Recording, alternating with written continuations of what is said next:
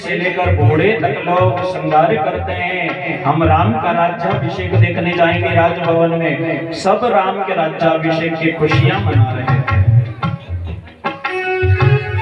राजभवन में भी यह बात हवा की तरह फैल जाती है। राजभवन में भी बड़ी खुशियां मनाई गई। कल राम राजा बनेंगे, कल राम राजा बनेंगे, राज सिंहासन पर आरूढ़ होंगे। लक्ष्मण जी को पता लगा कल हमारे बड़े भैया राम कनक सिंहासन पर विराजमान होंगे, माता जानकी वाम भाग में विराजमान होगी और राम सभी के राज्य पिता कहलाएंगे। सब बड़े प्रसन्न थे। पूरे राजभवन में आनंद उत्सव की तैयारियां चल रही थी। राम को राजा बनने की खुशियां सभी पूरे राजभवन को सजाया जा रहा था। कनक सिंहासन सिय समेता, बैठई राम होई चित चेता। जब यह बात हवा की तरफ फैलती फैलती मंथरा के कान में पड़ी आवाज। कहते ये मंथरा है ना, मंथरा ये हमारा मन। ये मन जब इस मन के अंदर क्रोध जागृत हो जाता है, अहंकार जागृत हो जाता है, लोभ बढ़ने लगता है, तो यही मन फिर थरा हो जाता है। मंथरा ये केकई की दासी थी। इस मंथरा ने देखा, मंथरा ने जब सुना राजभवन को सजाया जा रहा था, मंथरा ने पूछा भैया इतने श्रृंगार इतने सज धज के कहां जा रहे हो और अयोध्या को आज इस तरह से क्यों सजाया जा रहा है? एक दास ने कहा अरे मंथरा तुम्हें पता नहीं है, कल प्रातः कल राम राजा बन जाएंगे। महाराज दशरथ ने राज्यसभा में निर्णय लिया है कि राम को राजगद्दी पर विराजमान करेंगे। हमारे राम माता जानकी सहित कनक सिंहासन पर विराजमान होंगे।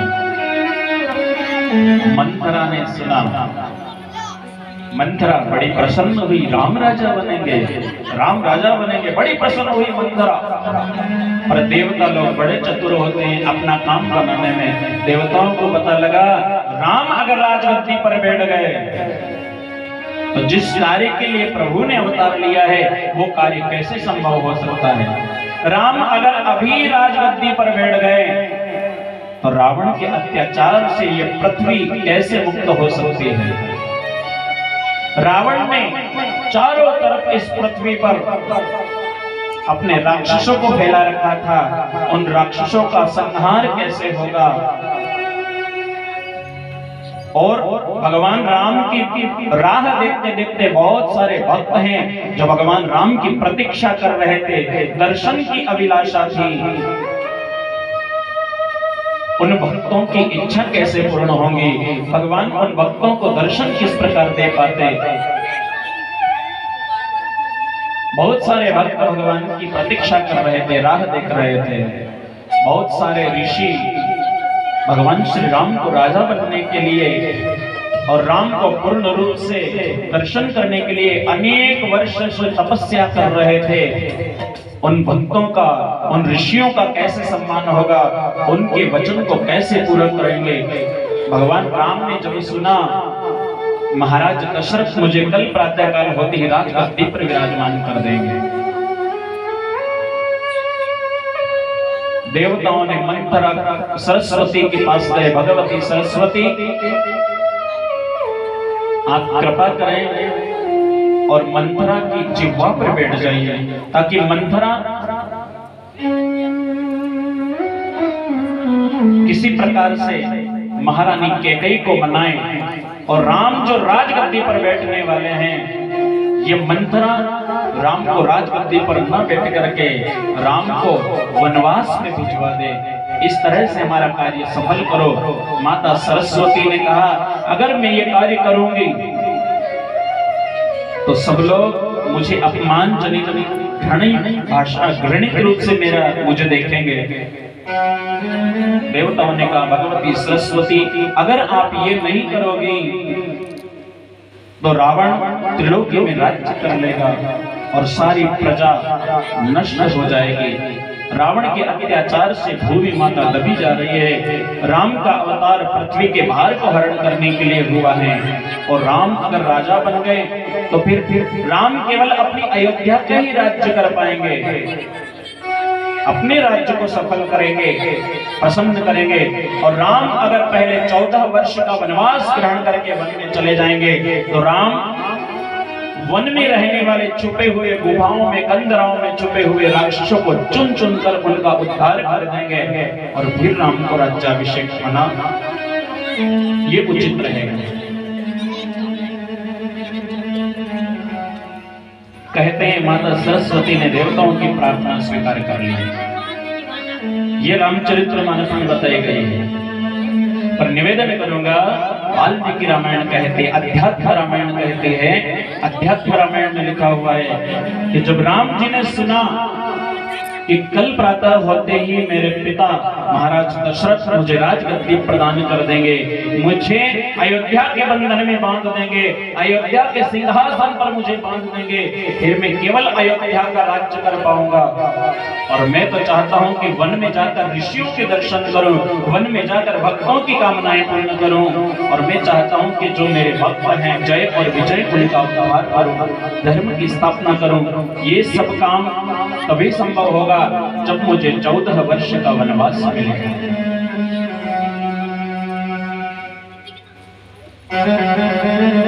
अयोध्या के भवन में खुशियों का माहौल चल रहा था। राम जी अकेले रात्रि के अंधकार में माता कैकेयी के भवन में जाकर, और कैकेयी के भवन में इसलिए गए क्योंकि महाराज दशरथ कैकेयी से प्रेम करते थे। कैकेयी बड़ी सुंदर थी, ज्ञानी भी थी, कैकेयी बलवान थी। जब महाराज दशरथ देवासुर संग्राम में देवताओं की सहायता कर रहे थे, रावण और महाराज दशरथ का जब विशाल भयानक युद्ध हुआ था, उस युद्ध में कैकेयी ने महाराज दशरथ की सहायता की थी। रावण और महाराज दशरथ के बीच में भयानक युद्ध हुआ था, और निवेदन करूंगा वो युद्ध हुआ था देवासुर संग्राम के लिए। उसमें रावण ने राक्षस सहित सभी का सहयोग किया था। रावण ने जब देखा अयोध्या नरेश महाराज दशरथ देवताओं की सहायता कर रहे हैं, तब रावण ने अयोध्या पर चढ़ाई कर दी।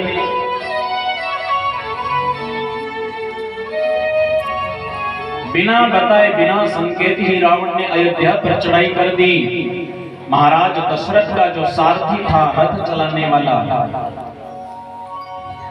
रथ पर आरूढ़ होकर महाराज दशरथ युद्ध के लिए चले जाते हैं। और कहते हैं रावण ने महाराज दशरथ के साथ में युद्ध किया, तो युद्ध के साथ में महारानी कैकेयी भी साथ में गई थी। महाराज मुझे भी साथ में ले चलो। कैकेयी भी हाथ में खड़ग ढाल बन करके कैकेयी भी युद्ध करने के लिए गई थी। कैकेयी भी पराक्रमी थी। कैकेयी नरेश की पुत्री राजकुमारी थी, धनुर्विद्या में पारंगत, सारथी का कर्म करने में, रथ चलाने में पारंगत थी, कुशल थी, बुद्धिमान थी माता कैकेयी।